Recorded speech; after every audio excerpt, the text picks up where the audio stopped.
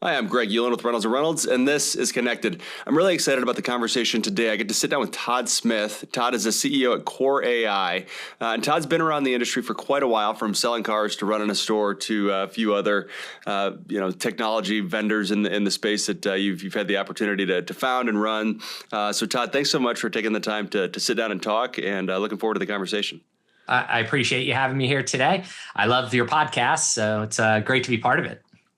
No, I appreciate that. So, Todd, maybe I thought we could start today. Like I said, you've had a long background in automotive, but I also noticed you do a lot of video content on LinkedIn, and you do different podcasts and things like that. So, I did want to ask, because you seem like you have a very well put together and somewhat intentional office behind you, right? So for any of us, when we're on camera, there's things that are in the camera's view. So I was curious if there's anything that you have behind you that you would want to call out as something that you have a story about. I see the Eagles doll back there, but you're in Florida, so I just anything intentionally put behind you. Yeah, listen, diehard Eagles fan. That's a damn it doll when we're losing. Right now, it's been a couple of really good seasons, so I'm very happy. I haven't broken that out too much. Over my shoulder, I also have just the first iPhone. I believe a lot of what we're seeing today with the advancements of technology, especially AI, would not have existed before we needed the internet for that to happen. And I feel like the iPhone became such a transformative device for us to use in 2007. I think that created a new trajectory for us. So I just have them as reminders. So. No, that's great. So let's talk. I am curious. So you brought up the iPhone, and it's there as a reminder. Do you think that the iPhone in and of itself was a transformative device, or was what the iPhone represented inevitable, right? So 2007, 2008, 2009, that time frame, were we going to get something like the iPhone regardless, and Steve Jobs was just the best at coming to market with a new product, or was the iPhone truly revolutionary, and without it, we wouldn't have been where we are today? It's a really good question. I think many people before were stuck in their crackberries. And weren't even thinking about innovation in the space. Little insight into it. The iPhone wasn't the first product they were going to release. They were going to release like an iPad device, but they were able to shrink the keyboard and make it usable. And you wanted the phone market. Thought always that was fascinating to me. I do think this device was transformative in so many ways. I mean, look, it made browser much easier on the go for us. Where before, if you ever had a Palm Treo or BlackBerry, it was super hard to navigate the web. So I think it made web consumption so much easier for us with a kind of the Safari native browser. I think it just changed how we communicate with people. Obviously, once the App Store came online, it proliferated a whole new way of building like widgets to produce tasks.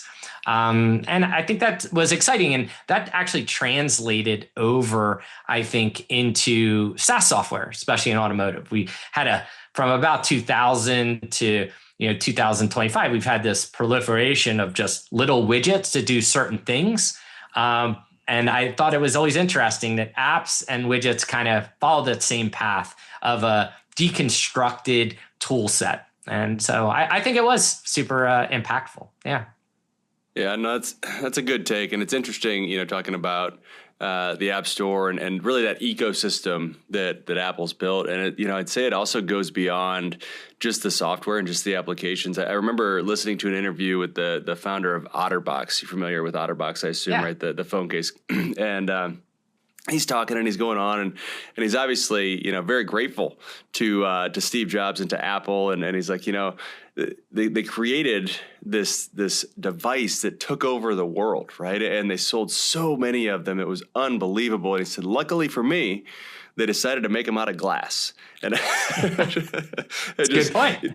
Yeah. So hearing that, it's like, all these little niche markets that pop up when you build something that is at the center of somebody's life or at the center of somebody's business. Everybody finds a little way to get in and help solve a problem, and it's just really interesting when you think about those ecosystems. I mean, even big software companies outside of automotive, like a Salesforce, right? And you think about Salesforce and what, obviously they've been been able to do as a company is great, and how they've been able to help other companies is great, but they've also built this entire ecosystem of suppliers and third parties and developers that build on top of the Salesforce platform. And it's really interesting when you take a step back and you look at it from that perspective, and you look at it as sort of the ecosystem. Yeah, absolutely. And since you were mentioning things behind me, you have 2 books on your shelf that I loved, Team of Teams and Play Bigger. Love both of them. Food for thought. I'm a super avid reader. I probably read a book a week. So as you see, I have books behind me. I have books everywhere around me, actually, right now. Even, you'll love this, 1915 about selling cars. Wow. And it even talks about how to sell electric cars in it. Yeah. Yeah. In 1915, it's an old sales manual.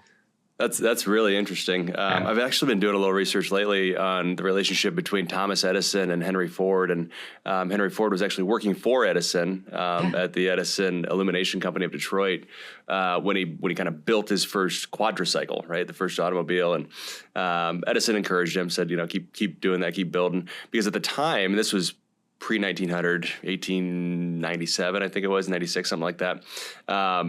Automobiles were there, but they were all electric powered. Like that's what the belief was there was going to be electric cars, and that's how cars were going to be powered. And Henry Ford said, and he wasn't the first one, but he was the first one to, kind of obviously proliferate it in the early 1900s. But, that gas powered combustion engine was something he believed was going to be the future. Again, not necessarily the first to do it, but certainly the one that ended up pushing it forward in a lot of ways. So yeah, the story through time is always pretty interesting, and your point about EVs and then coming full circle with where we are today is pretty interesting. Yeah, it's funny. The notes in there like say how to sell EVs are only good for city driving. They have range problems. Like it was the same thing today. Fast forward 110 years. We're still fighting some of those same things inside our business, which I thought was interesting. So. Yeah, it really is. It really is. Well, I did want to get into with you, because you have a long background in certainly what you're doing today in artificial intelligence, but also just data in general and how to manage that. And so I wanted to jump off as maybe a starting point. I've heard you talk about identity resolution.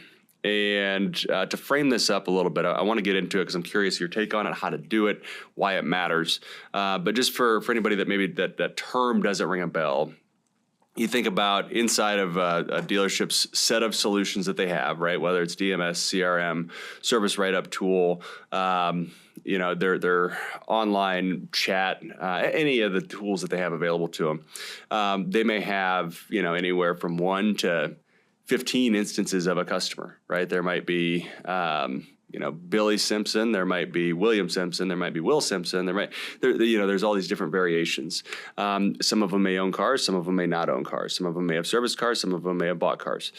So there's all these variations, and in a lot of instances, it's the same customer. But when you have this kind of disparate data set, right, where there's maybe some missing information in one record, there's some wrong information in another record, there's certainly duplicate information. It makes it really difficult to do anything with that data, or at least do anything powerful with that data. So unifying all that and bringing it together into kind of a single record is really important. And so when you think about identity resolution, that's really what we're talking about, is bringing all that into kind of one record and resolving all of those different pieces to the puzzle into one record. So that context and that framing, feel free to add on or change anything I just said. But then also, how do you look at that? How do you think about that, with just in general, but also with your company today? Yeah, super interesting topic for a number of reasons. One, identity resolution verification is definitely becoming more and more important from a fraud prevention side, right? So on the front side of dealers transacting, especially with interstate commerce, more common, selling cars all over the country, IDing the customer and referencing back to something that is solid, meaning we have verified their identity as one side. Now, when it comes to culminating and aggregating all the data together, this takes a series of steps, not an easy job. We call it kind of the deep plumbing work in the industry, where we have to look at, obviously name is one thing, phone number is another, email address is another. If the VIN is attached to that customer is another. If we see two customers attached to the same VIN, potential household, if they share the same last name, you have like a ton of variations because data is very fluid in general. Means doesn't stay constant for very long, right? People move, change, phone numbers. They have a series of emails they use.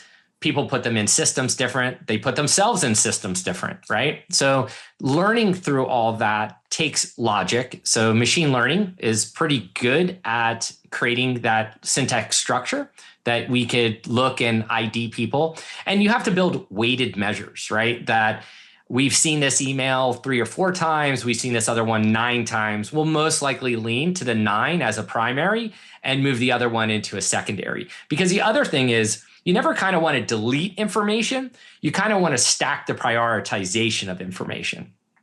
Because another thing, you could come in and be Greg in service, but you really come in and your name is Gregory and you prefer Gregory, but someone shortcut you and called you Greg. So if I sent you an email that said Greg, maybe wouldn't resonate as much as your full name, right? And I think it's important that that syntax is validated through a series of processes and constant feedback between data being pushed into any system, CRM, DMS, could be picking up a call transcript. Any of that data is brought back in and built against that profile. And that profile will grow through time. It could have thousands and thousands of attributes assigned around any individual customer. And that's that whole today. It's an explosion of data and data points around, let's say, an identity. Yeah. And it's really interesting when you think about levels of confidence too, right? Because you mentioned having 2 different email addresses and one's used 9 times and one's used 3 times. So you got 12 total. So if you're going to make one primary, just automatically, right? Through software, through AI, through an automated workflow, what level of confidence do you want to have before you make that change, right? Because if you make the change, then all your other tools are going to use that change to go do things, or at least make recommendations, or and then you really want to be confident that you're making the change that's applicable, and it's not just happening by last input or even in some cases most common input, right? You need to have verifying factors to ensure that data is accurate and clean before we kind of overwrite anything. And I think your point about not deleting anything is a really important one, because you still need all of those points inside of a record to tie things together. So when 2 months from now you come into the store and you happen to use that secondary email, we still have that point to tie to. Because if you just get rid of it, now we're in the same boat we were just in, where we have a different record that doesn't match. Right. So a lot of this falls into a few things. One, you want at least an 80% or north confidence. You'll never hit 100%. It's impossible with data. Even with verified data, like we have a deep partnership with Equifax, we can only resolve so many true identities to say, without a doubt, this is this person. But I think the other thing you allude to in what you described is what we call data chain of custody. I think it's super important that we track and keep all that data just in case anything ever happened downstream. Let's say the dealership was sued over a customer opting out of something. We need to see, well, what did they actually opt out of? What email address was that? Or what phone number was that? So understanding that context requires you to store all that information, create that data chain of custody, and then make that easily accessible if the needs arise. And then you're also going to use that same data chain to ultimately power your data intelligence layer. So, and you could use AI for that, or machine learning, or use a series of different systems to leverage that data. Yeah, I like that. I like that. So, when you think about the data, and you think about the data layer, right? We reference it as a unified AI data layer because it does have to be unified. All that information has to live in one place for your tools to access it and leverage it, so it's not disparate. So you're not operating off of different pieces of information. And when you think about that, and you think about what are the tangible applications, why does that matter? Right. And I saw a LinkedIn post you had made not too long ago about, AI is really about scaling existing workflows, right? So when we apply artificial intelligence to automotive, at least, we're really looking at how do we scale existing workflows. So if you have bad workflows, the AI doesn't matter. Well, I guess it can matter a lot, because if you have bad workflows, then it's going to amplify that. But if you have good workflows, it's also going to amplify that. So the baseline is the workflow. So when we think about that data layer and we think about applying artificial intelligence to it and to our existing workflows, talk a little bit more about that concept and go a little deeper on that for me. Yeah, absolutely. And I'm glad you hit a really great point here, Greg, because, AI will amplify whatever the data underneath it is organized and whatever data is there, right? So if you have a lot of bad data, or let's say unhygiene data or mismatched data, the AI is going to have a very hard time making the associations and making correct outputs from it. So if you have a lot of bad data, you will accelerate a bad process. We see this all the time. We have dealerships that are testing, let's say, voice agents right now, right, to handle inbound phone calls, appointment setting, status calls. But when they're accessing bad data, you can accelerate a bad experience. And we've had dealers turn them on and off within weeks. Now, some are getting good use out of them today, but I think a lot of it comes down to that data quality that AI is going to run on. So we look at it as a world right now where, get your data right, get it clean, and then build systems that we always try to say, start small, start easy, but start with what we consider high repetitive tasks, right? So you're not going to come in and build AI to go against every workflow you have organizationally. That's crazy. Most dealers probably have somewhere around 265 plus workflows to handle each of their 5 profit centers. And to break them all down into detail, there's multiple workflows per center, doing all types of different tasks and duties. So you look for workflows that you could use technology to replace, that have high error rates, with humans, and ultimately deliver what we consider favorable positive outcomes. And they don't always have to be customer facing. They could just be internal, meaning pricing and managing inventory, or looking for syntax errors in vehicle prices that are published online. Case in point, the AI could look and say, wow, I don't think any Honda Pilots are $5,384,000. Probably someone, when they typed it in originally, missed the decimal point, added 2 additional zeros. So that $53,840 Honda Pilot was mispriced. Those are the types of things where AI is just really fast and easy to cut across data and find those errors. So that's when I look at workflows today. They're the ones to go after. Yeah, and your comment there about it doesn't have to be customer facing, I think is really powerful, and that's something that we certainly focus on too. Where you think about the consumer facing interactions are sometimes the low hanging fruit because everybody sees it, right? And we all experience them as consumers. So even if we're not in the business, right? We're not in auto retail. We still experience, you mentioned scheduling a service appointment, right? That consumer facing interaction, while a powerful one. And as long as you do have, the right AI data layer underneath, it can be extremely powerful and can be, especially impactful for after hours or during overflow times when you just don't have the bandwidth to answer the phones. So there's a lot of value there. But the other piece of the puzzle is, and I think your point, which I agree with, is these operational workflows that aren't things that the consumer sees, but they're things that are truly going to impact, how productive your people are, how efficient your people are.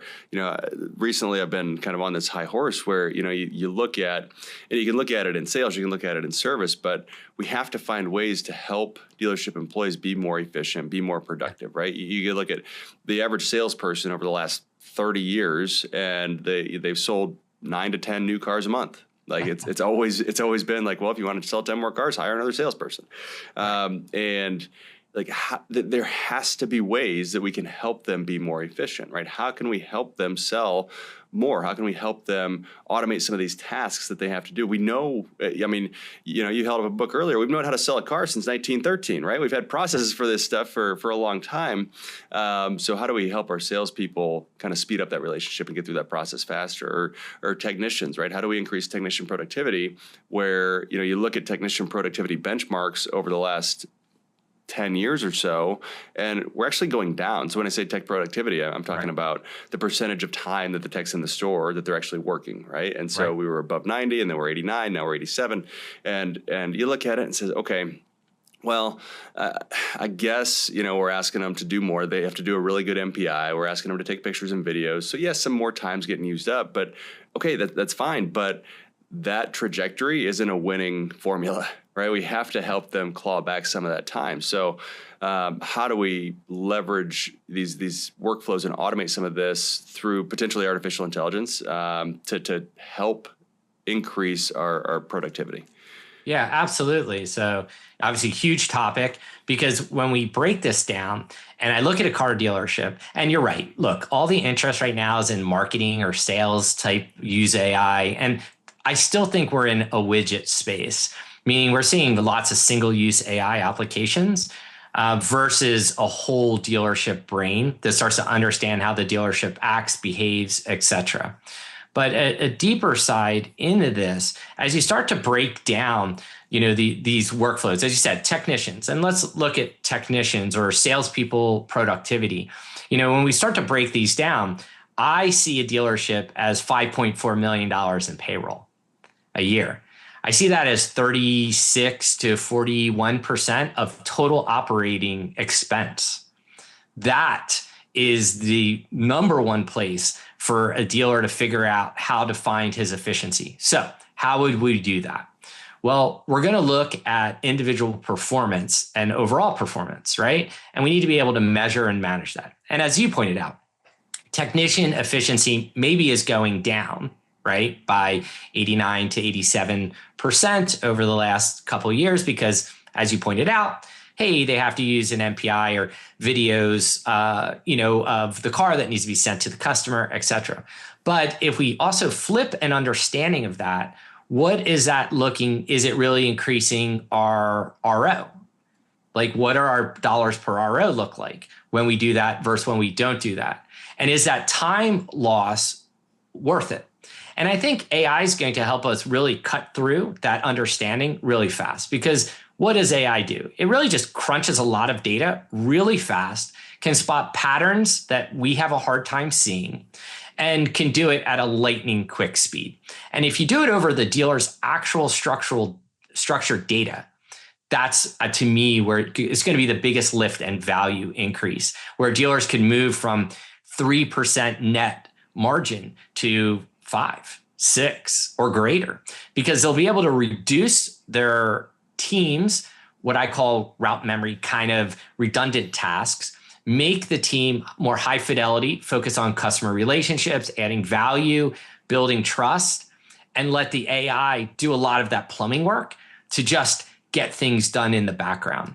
And that's where I look at our world moving, where AI is not going to come in and replace every workflow, but it's going to start augmenting let's say, technician's workflow, where it could look and the technician still shoots the video, but once the AI sees the video is available, the AI goes and does the rest of the work to send it off to the consumer. It doesn't even have to go to a service advisor first.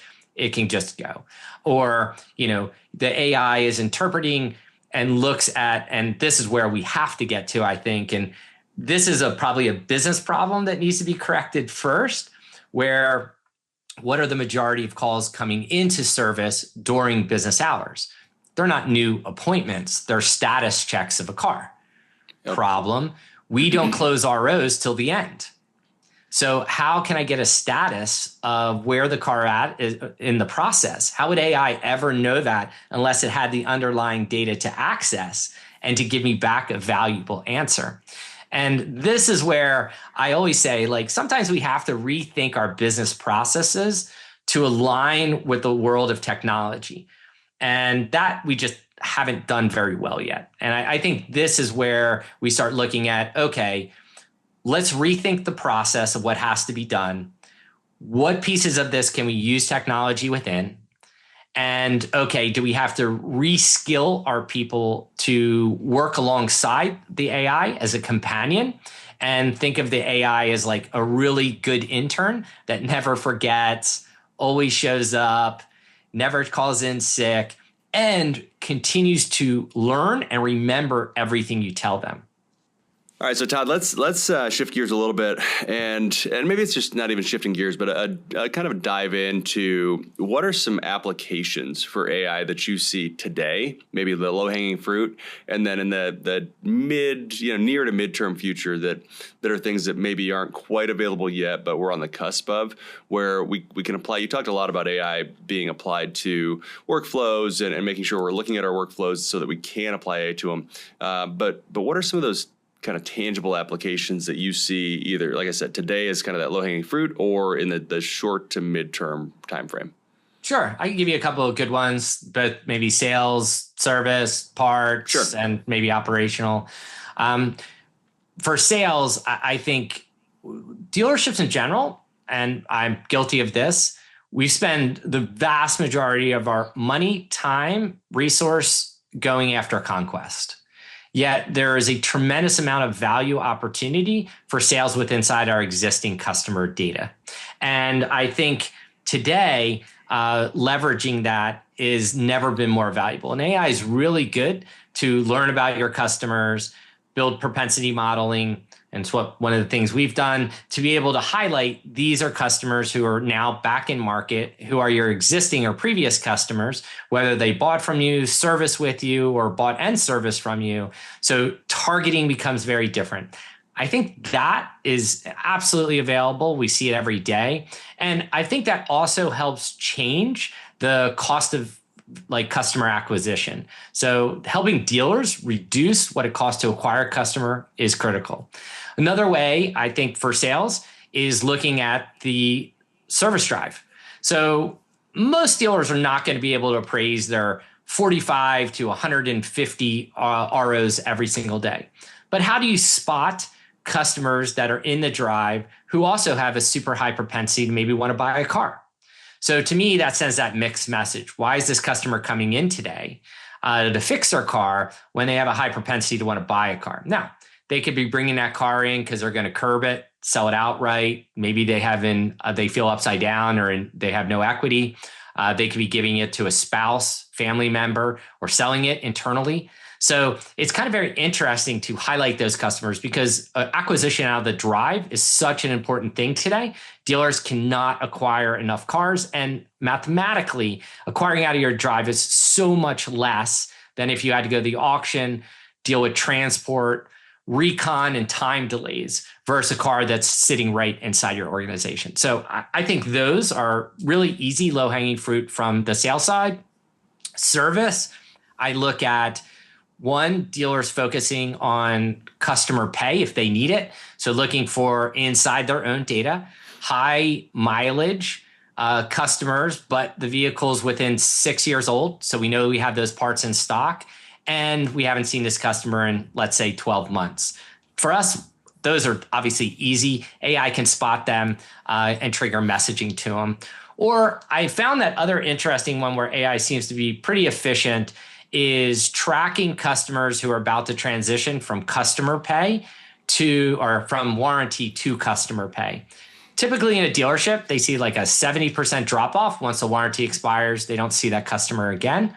But, this to me is an opportunity to use technology to always monitor those people whose warranty is within that 3 months of expiring to get them in for that one last service experience and help them transition into a customer pay experience. Those are easy ones.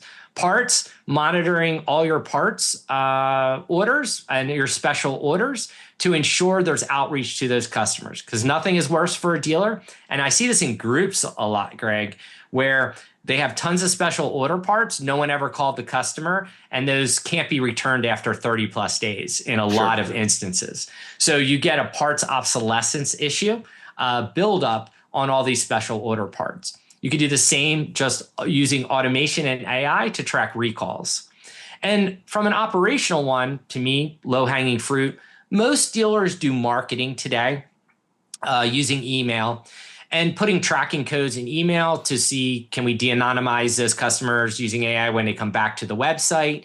Can we see if they made appointments? Can we see what they bought or serviced and how much revenue was generated? We have a group, larger group, 40 plus stores. They had one person, this was their job, just doing attribution amongst all the email marketing they were doing across all the stores.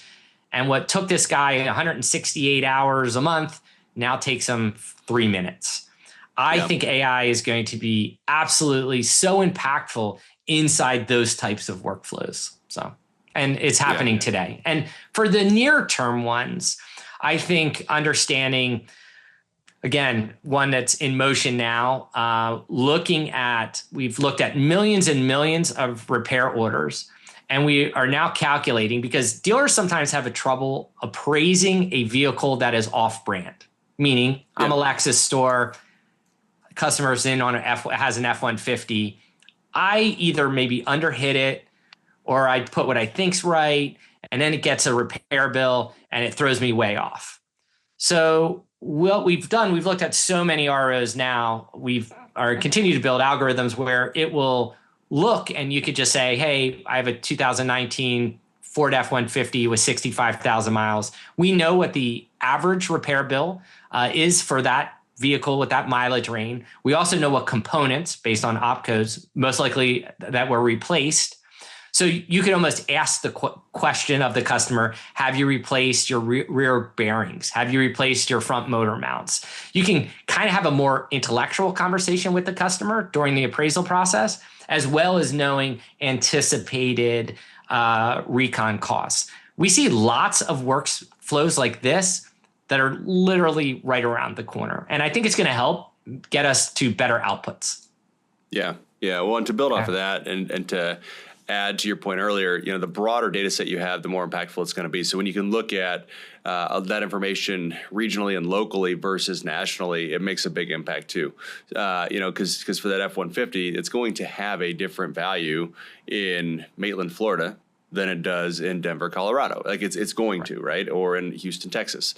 So looking at that data set, again, locally is going to be much more impactful. And, if you don't, it can still have those variances. You're still in a lot of ways kind of guessing or I guess averaging out, the variances across the country. So getting as local and specific as possible is also very important when you're looking at, and you have to have enough data, but looking at leveraging AI to, or software in general to kind of build out those prediction models. Yeah, AI is just really good at finding those patterns. That's the most amazing thing for me, and that's all I look at LLM is, right? It's amazing at pattern interpretation and predicting what happens next. Yeah, well, and then the other thing that's got me really excited, Todd, is this. It's really about the possibility of an agent and an AI agent and becoming almost the interface that a dealership employee will use, right? And I think about this concept, and I'm curious how you react to this. Haven't talked about it a lot, so I'm interested in how this kind of comes out and how you take it. But this idea of AI almost being like the new user experience, right? So instead of focusing on, what a product looks like, it's really how am I interacting with that product? And the UX or the user experience is really the AI, right? And the agent. And I can say, hey, what, as an example, what's my CIT for each lender over the last 30 days?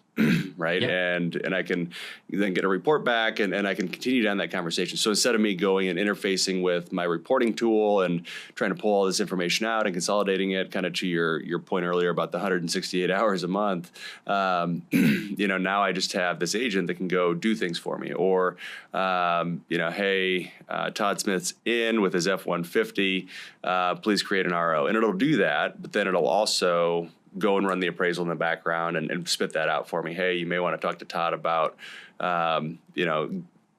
an offer on his F-150. You need him. It'll sell well, and he's probably in market to buy. So anyway, just this idea of, an agent, an AI agent, really being the user experience for the dealership employee. I'm pretty excited about the possibilities there. I'm curious what your thoughts are.